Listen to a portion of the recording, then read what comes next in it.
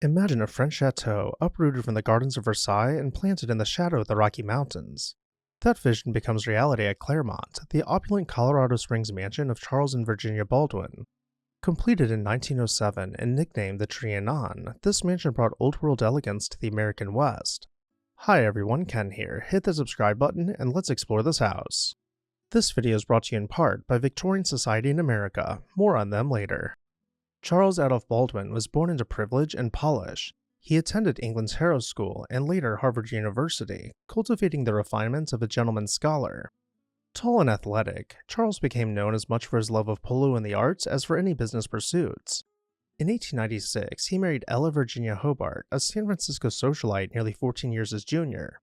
Despite the age gap, it was a perfect match. Virginia was fabulously wealthy, the heir to her family's mining fortune from the famed Comstock lode of Nevada. In fact, Virginia had been named after Virginia City, the boomtown where her father struck it rich, and she inherited millions in silver, gold, and timber interests. With this union, Charles gained not only a charming partner, but also the immense wealth that would fuel their extravagant dreams. At the turn of the 20th century, the Baldwins made a bold move westward. Like many wealthy Americans of that era, they were drawn to Colorado Springs in search of health and restorative climate. Virginia suffered from TB, and Colorado's high, dry air was the prescribed cure by her doctor. With wealth to spare and social standing to prove, Charles and Virginia set out to create a dream home unlike anything Colorado had ever seen. They envisioned a summer residence that would rival the grandest mansions back east and in Europe. The inspiration they chose was nothing less than the Palace of Versailles, specifically Louis XIV's elegant retreat known as the Grand Trianon.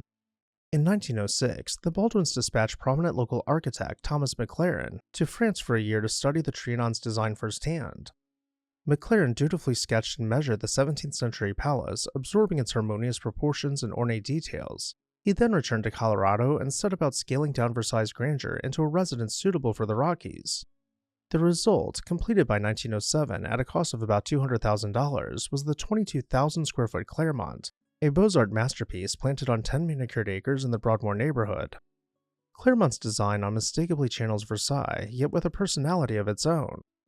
The mansion is a sprawling, U-shaped structure stretching roughly 148 feet long by 88 feet wide.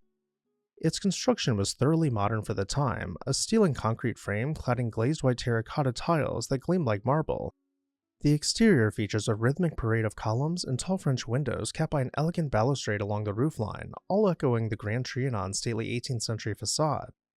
Decorative statuary, including near life-size figures representing themes of war, the hunt, and music, stand guard in relief above the arched doorways and windows, just as at Versailles.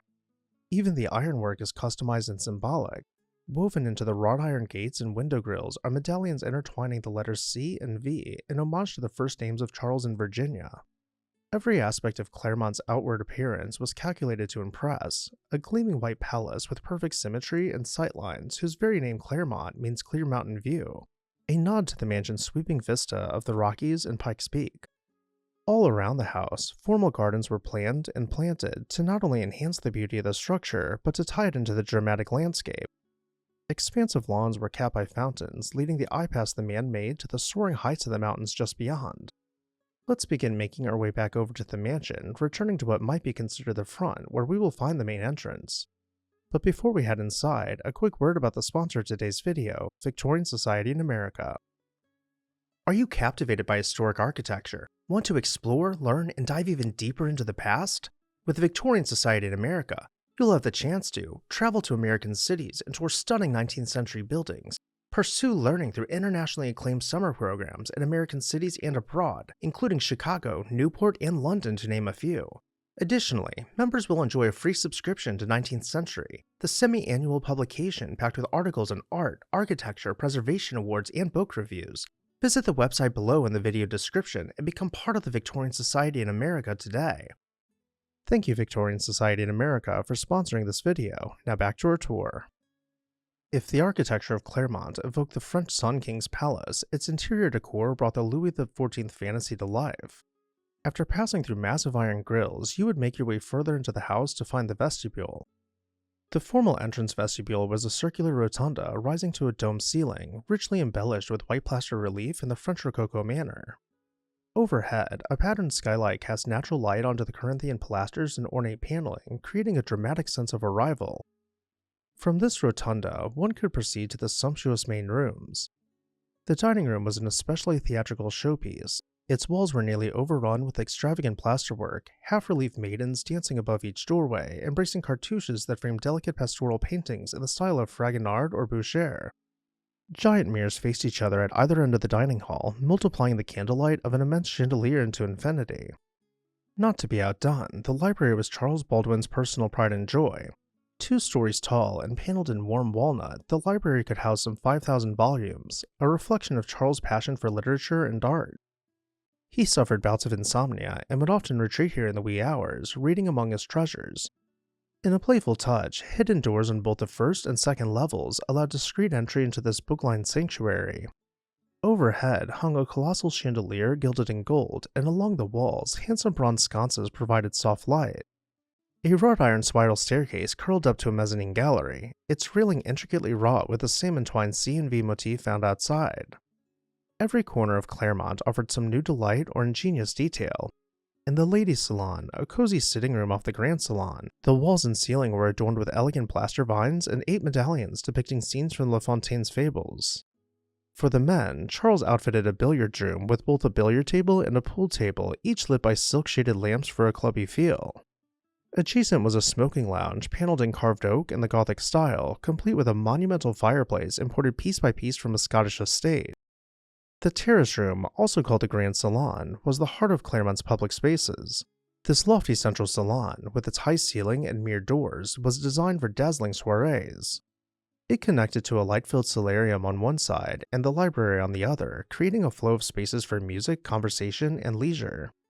The Baldwins loved to entertain, and Claremont was purpose-built to awe their guests from the first glimpse to the final nightcap. For all its splendor, Claremont was mainly a seasonal home. The Baldwins typically summered in Colorado Springs, hosting lavish garden parties and high-society events under the mountain skies, then spent the rest of the year elsewhere. The mansion's golden years were truly in the 1910s and 1920s, when Charles and Virginia enjoyed the height of their social life. Yet behind the glamour lay heartbreak. The Baldwins endured unspeakable tragedy when all 3 of their children passed away before them, leaving no heirs to carry on the family name. This succession of losses cast a shadow over Charles and Virginia's later years in the big house. Charles Baldwin himself passed away in 1934 at age 73. His widow Virginia, suddenly alone in the halls of Claremont, gradually withdrew from the Colorado social scene. In a twist straight out of a novel, she found love again in her 70s. In February 1949, 74-year-old Virginia married a prince in San Francisco, becoming a princess in title. That same year, she decided to part with Claremont. The once vivacious hostess sold the entire estate, reportedly for $250,000, closing the chapter on roughly 4 decades of Baldwin's stewardship. Claremont's first new steward was Blevins Davis, a colorful Missouri millionaire, theatrical producer, and patron of the arts who lovingly maintained the estate. But this revival was short-lived. In 1952, amid personal turmoil, Blevins Davis was compelled by court order to donate Trianon to a Catholic charitable order, the Poor Sisters of St. Francis. The order's mother superior happened to be the sister of Davis's late wife, who left an $80 million estate, an intrigue worthy of a society-page scandal.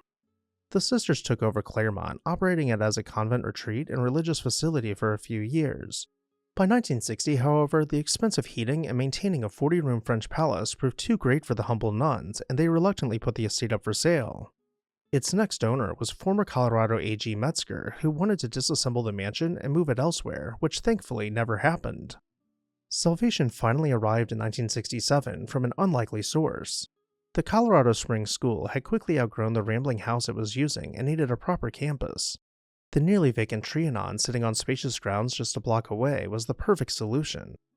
Through astute negotiations led by school supporters William Boddington and Otis White, the school struck a deal with Metzger to purchase Claremont in March of 1967. The Colorado Springs School has grown into a respected independent day school, and the once exclusive private home now hums with student activity 9 months of the year. But through all 12 months of the year, Claremont continues to stand in all its architectural glory. And with that, I'll turn it over to you. What did you think about Claremont? Let me know down below in the comments section. I'd also like to say a huge thank you to Victorian Society in America for sponsoring this video. Check out their link in the video description to find out how you can get involved today. As always, thank you all for watching, and I'll see you next time on This House.